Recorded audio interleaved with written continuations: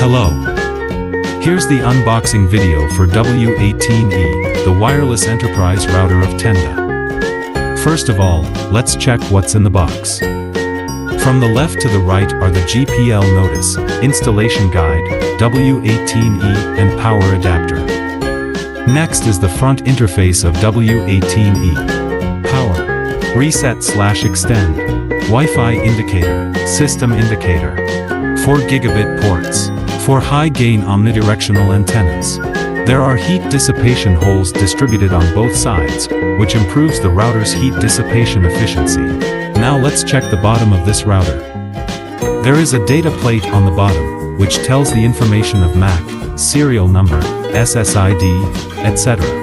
There are 4 bumper feet on the bottom, which ensures heat dissipation and anti-slip fixation at the same time.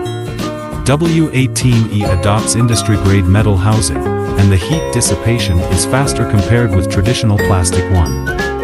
W18E wireless enterprise router is specifically designed for small enterprises and businesses.